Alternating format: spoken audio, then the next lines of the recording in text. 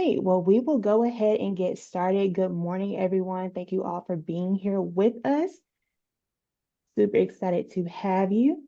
My name is Tia Anderson. I am Program Services Representative for NC 529, North Carolina's College Savings Plan, as well as NC Assist, which is an alternative loan here at College Foundation, supporting students who need to bridge the gap between the cost of attendance and financial aid. So again, love to be in this space, hosting this webinar this morning. I do have an additional support person with me today, Gabby Anastasi. She is NC 529 Service Supervisor here at College Foundation, so she will be here to support us within the conversation towards the end of today's webinar on Q&A, around the Q&A session. So this will be here to answer any questions that you may have. You may be someone who has some questions that you brought along to today's webinar or some questions that developed throughout today's conversation. So she will be here to support us.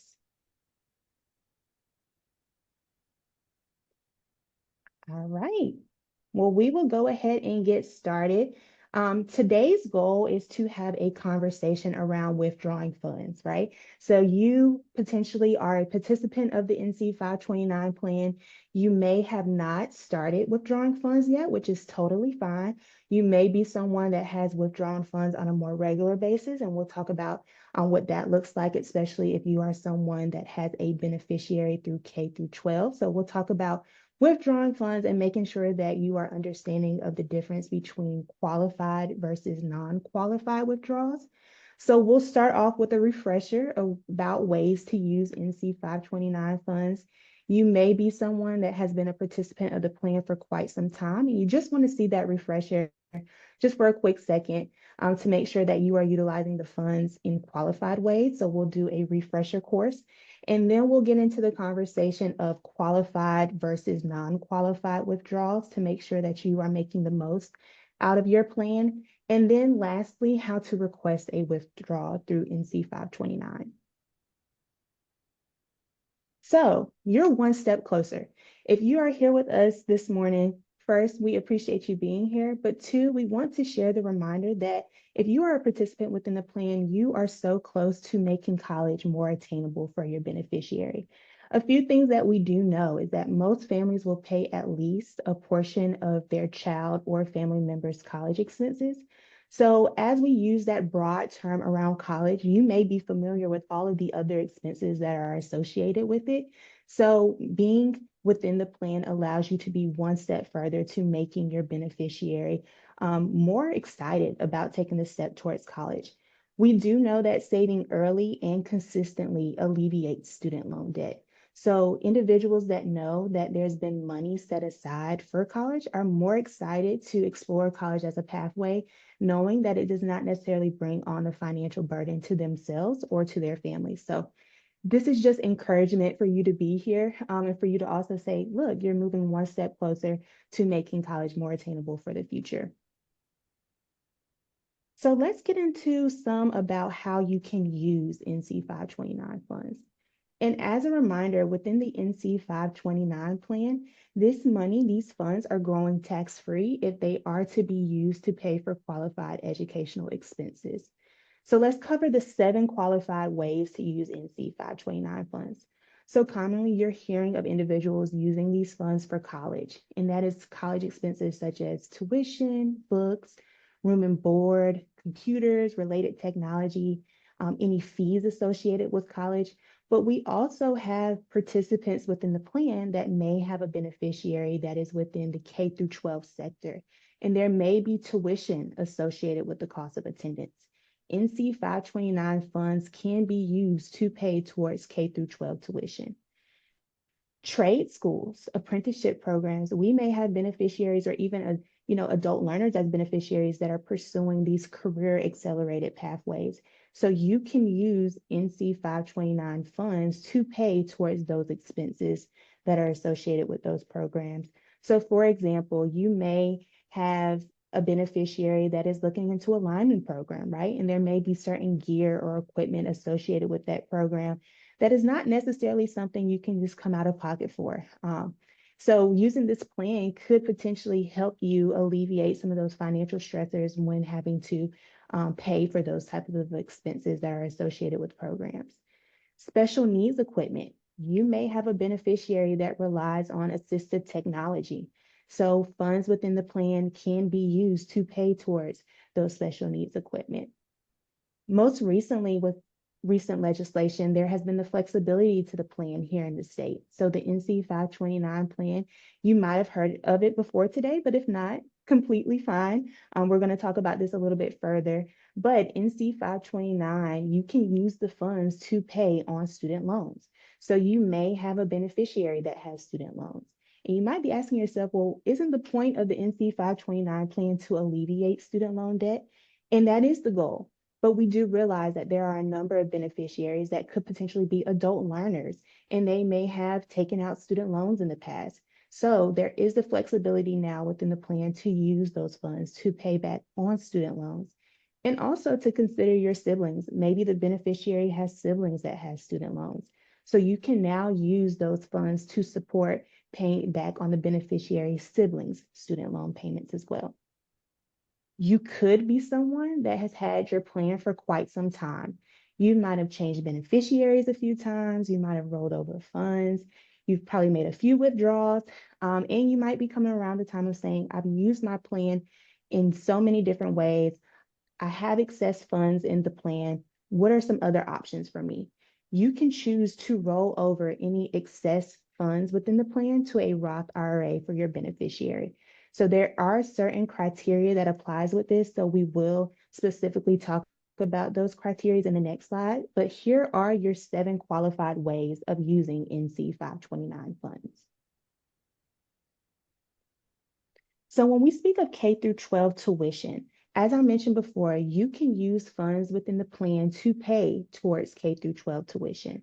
Okay, that is $10,000 per beneficiary per calendar year. So you cannot spend more than $10,000 per year on K through 12 tuition, but the plan is flexible enough that if you have a beneficiary that needs these funds prior to graduating high school, you can utilize the funds within this plan to pay for either public, private, or religious setting, elementary, middle, or high school tuition.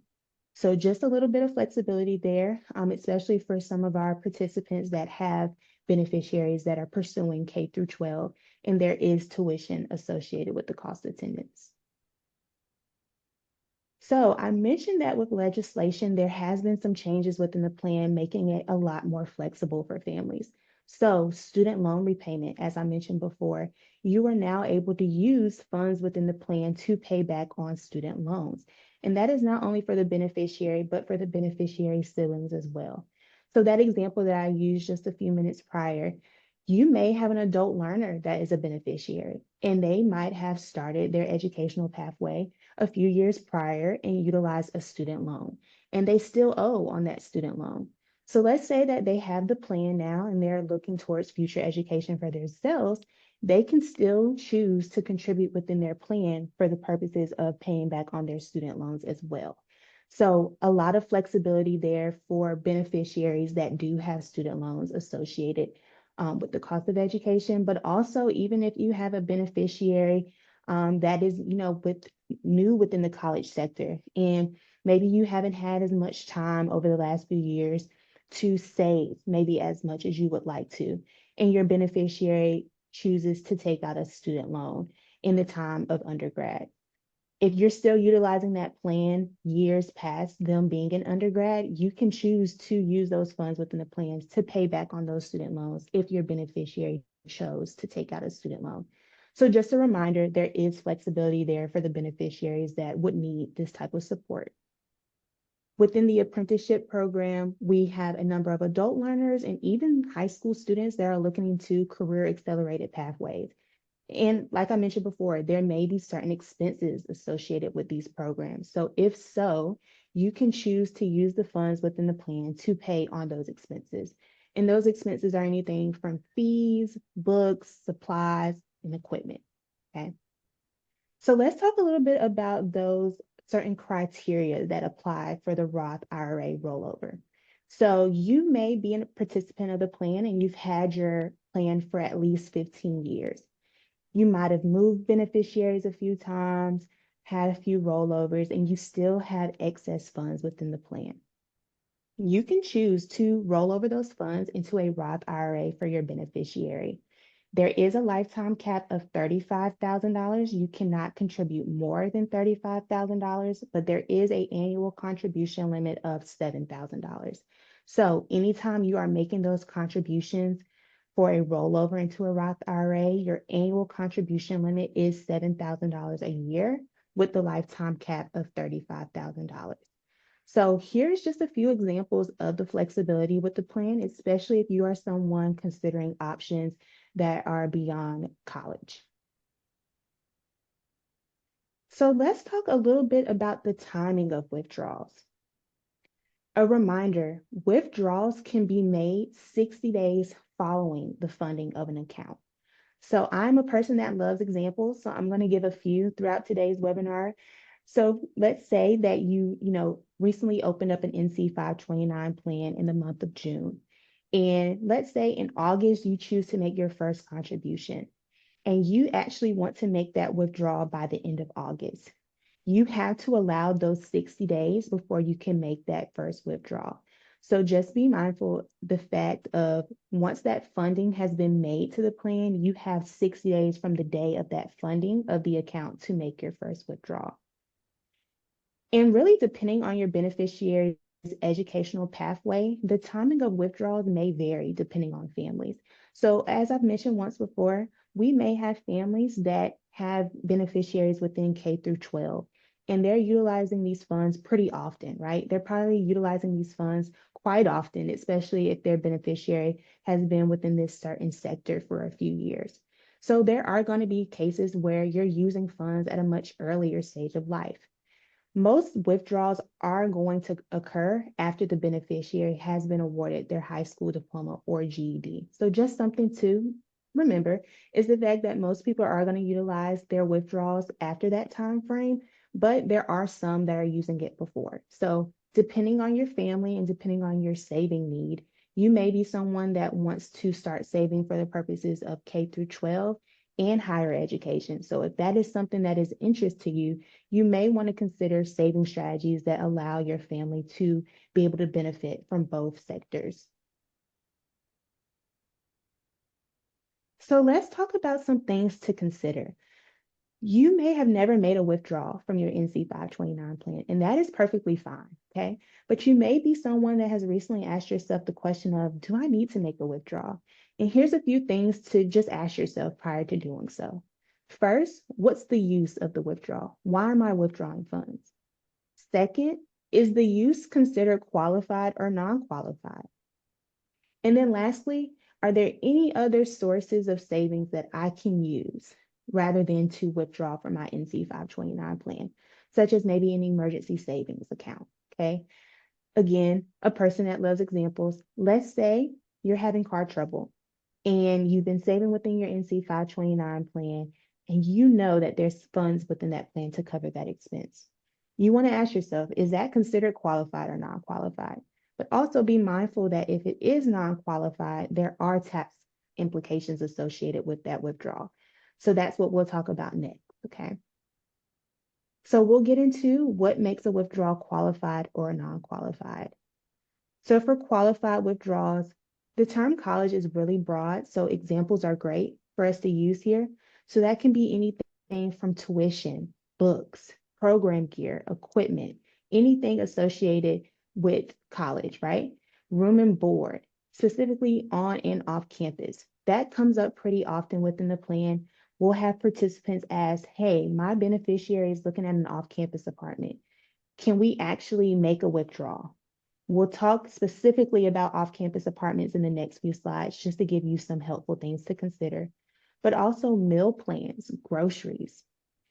Again, there is that flexibility now within the plan. So you could potentially be making these withdrawals to pay towards student loan repayment or to be rolled over into a Roth IRA for your beneficiary.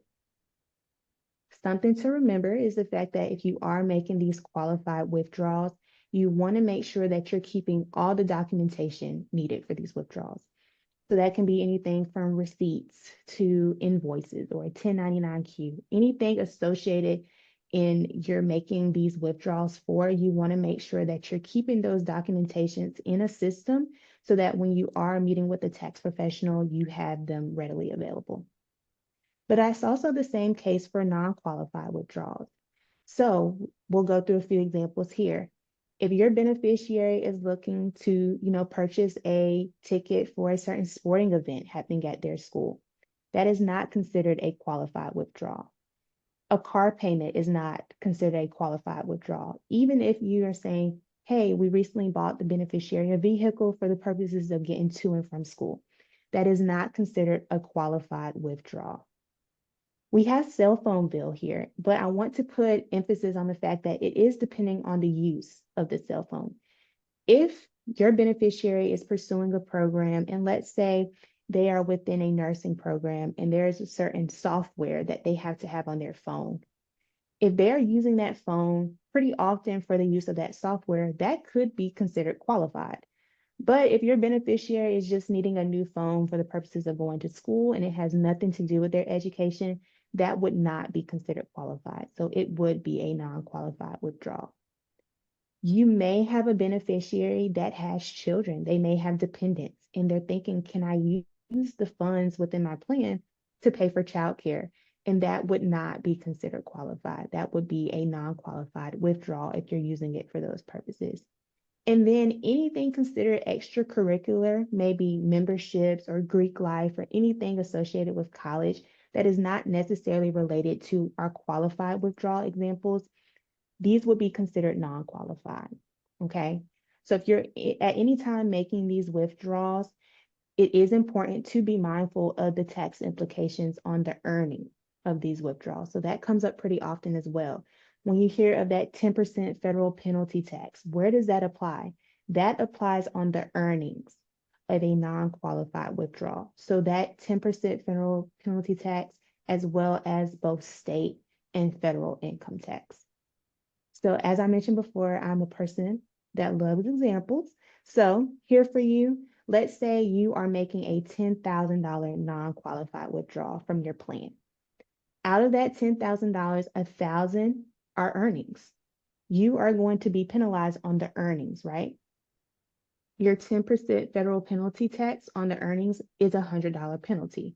But also be mindful that that $1,000 earnings is also subject to federal and state taxes, okay?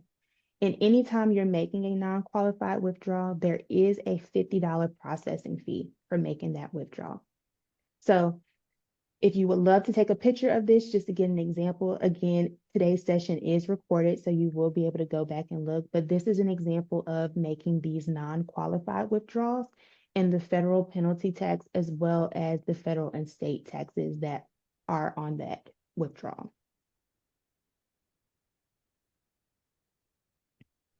All right. So there are a few non-qualified withdrawals that have exemptions, okay? So they are exempt from the 10% federal penalty tax as well as the $50 processing fee. So there are 4 of these. The first one is a receipt of scholarship. So if your beneficiary receives a scholarship and you want to withdraw that scholarship amount, that is considered a non-qualified withdrawal, okay? But it is exempt from that 10% federal penalty tax as well as the $50 processing fee. There is supporting documentation that is needed with that. So if your beneficiary receives a scholarship, that is great. We are happy for them, but we do need to have that documentation that shares verification of enrollment at that institution, as well as a letter from the scholarship provider, okay? And as a reminder, the withdrawal amount cannot exceed the scholarship amount, okay? We have 3 non-qualified withdrawals that also have exemptions, but these are within full amount withdrawals where the account would be liquidated, okay? So first, attendance at a U.S. military academy. Again, we need that supporting documentation to go along with it, so third-party documentation would be needed, but that would be a full amount withdrawal of the plan for that beneficiary. Withdrawals due to a death of a beneficiary. we would need the death certificate to make that full amount withdrawal. And then let's say that there is permanent disability of a beneficiary. We have to have documentation from a medical provider, medical doctor, stating that the beneficiary is permanently disabled, okay? And that's it. We don't need to know any additional information related. We just need to have that from a medical doctor stating that the beneficiary is permanently disabled. And these are categories of full amount withdrawals, okay? So let's say that you receive a refund. You made a withdrawal to be sent to your beneficiary's eligible institution. And let's say in the time of you making the withdrawal that on financial aid side, there was an error somewhere and they actually had put an additional charge up there and now they've taken it away and there is a refund associated with your beneficiary. When that check comes back, if that check is to be used towards anything that is considered qualified, that is okay. So let's say that refund comes back and your beneficiary has a textbook that they need to purchase. And they use those funds within the refund to pay on the textbooks. That is considered qualified. But let's say that check comes back and the beneficiary just chooses to use it on leisure, right? So maybe they're going to use it, they're going to go to the mall, they're going to get some new school clothes, and that is considered really not a qualified use of funds. That would be considered non-qualified, okay? But let's say the refund comes back and there's really no use of the funds. Your child does not necessarily need it for anything that's considered qualified. You have 60 days from the receipt of that refund to recontribute those funds back into the NC 529 plan, okay? So there is a redeposit request form that would have to be sent, and you would also have to attach the endorsed check to that form to make it redeposited into the account. But just something to be mindful of, if you're ever receiving a refund back from the eligible institution that your beneficiary is attending, and those funds are not being used for anything considered qualified, you may want to consider refunding those funds back into the plan so that you're not having any tax implications associated with it. Okay. So as I mentioned before, housing tends to be a pretty common conversation amongst the NC 529 plan, especially if we have beneficiaries that are considering off-campus living. So again, love examples. I pulled this example from a college here in the state of North Carolina, and I literally just put in the college's name and their cost of attendance for this current academic year. So if you're looking at this slide, if you see where housing is listed and under in-state for the academic year, a student should not exceed $6,000 around housing, okay? So if utilizing the NC 529 plan to pay for housing, we want to be mindful of the fact that the cost of housing cannot exceed the cost of attendance for that academic year at the beneficiary's eligible institution, okay? The beneficiary has to also be enrolled at least half-time at that institution if using any funds towards an off-campus apartment, okay? So in doing some further research, I also found a nearby off-campus apartment and found that they are running a special, a 3-bedroom, 3-bath, where base rent is $579 for each roommate. So again, your beneficiary is looking at this off-campus apartment. They're going to have 2 additional roommates and their rent is $579 a month, okay? So even though when we're looking at this cost of attendance and it is for the year, we want to break it down by semester. So if it's $6,000 for the academic year, that is $3,000 a semester. So you should not exceed $3,000 a semester around housing. And they need to also be enrolled at least half-time. So with that being said, I do have a question for you all.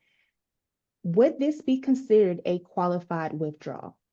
If we're thinking of the month from August to December for that semester, you have a beneficiary looking at an off-campus apartment that's about $579 a month. Could you make a qualified withdrawal to pay for their housing? And feel free to use the chat box to put your answer here, but I will have the answer for you on the next screen. But would this be considered a qualified withdrawal? Okay, I see a few questions coming through. Everyone's seeming to be on the right path. Okay. So the answer is yes. The cost of the off-campus apartment does not exceed the cost of attendance for housing at the beneficiary institution, which makes it a qualified withdrawal for housing. So, love the engagement in the chat box. Correct. The answer is yes. This would be considered a qualified withdrawal. So, let's talk a little bit about requesting a withdrawal. Okay. So the payees for a qualified withdrawal are within the hands of the participant. So again, the participant is the account owner of the plan. They can choose to designate any of the following as the payee, okay? They can choose to make themselves the payee. They can choose to make the eligible institution that the beneficiary is attending or plans to attend the payee, or they can choose to make the beneficiary the payee, okay? So this is all under the notion if this is a qualified withdrawal. If it is not a qualified withdrawal, if it is a non-qualified withdrawal, that means that there are tax implications associated with that withdrawal. And for that purpose, that would only be allowed to be given to the participant because the participant is the owner. They are the ones agreeing to the tax implications for making that tax or making that non-qualified withdrawal. So they are the only ones that can be the payee of that non-qualified withdrawal. Okay. So again, for the purposes of this slide, if you have a beneficiary that's going off to college in the fall, you're wanting to make a withdrawal to send the funds, you can choose to send the funds directly to the institution, to yourself as the participant, or to the beneficiary, whichever works best. So when requesting a withdrawal, the quickest way of doing so is online, cfnc.org/NC529. That would be our recommended way of making a withdrawal request. But I also added for you here a QR code for you to find the withdrawal request form that would be sent back to CFI. Be mindful of the fact if using a form, there is time associated with that. So again, if you want the quickest way of doing so, it would be recommended to use the withdrawal request online through our website. Okay. So when thinking about the timing of withdrawals, you want to also make sure that the withdrawal is occurring during the same tax year of the eligible expense.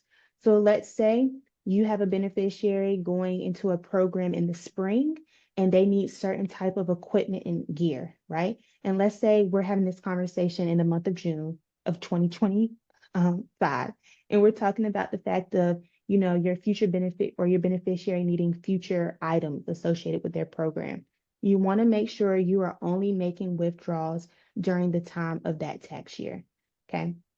Again, the quickest method would be online. If the withdrawal request is in good order and it's during a non-peak time, it will be processed in about 3 business days, okay? An emphasis on peak times. So our peak times here at NC 529 tend to be around the start and close of an academic year. So July through August, as well as December.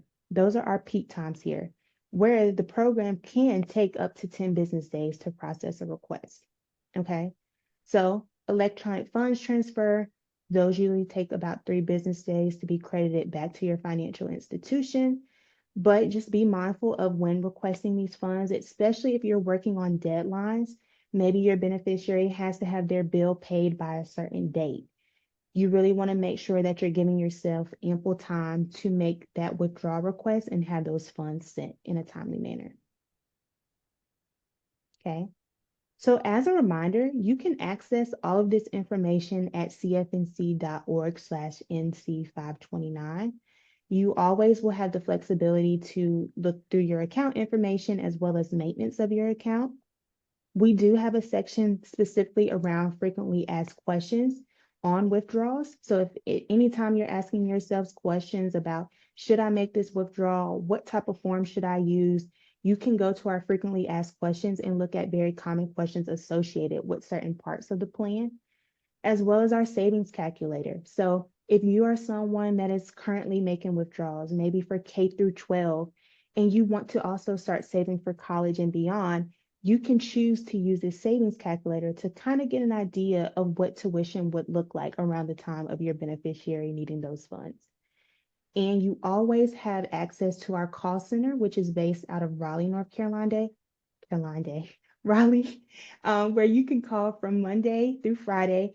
And I have the times here for you as well as the call center's contact information, where you can make those calls specifically around account information. So as we're hosting today's webinar, if you have any certain questions very specific to your account, I would suggest calling the call center just to have that support. If at any way possible, if you want to connect with someone individually, I'll have on our next screen contact information with getting in touch with our savings team through email or even myself. So feel free, again, if you want to take a screenshot of this, whatever works best for you. These are great ways of getting in contact with the NC 529 plan to also support you in any questions you may have.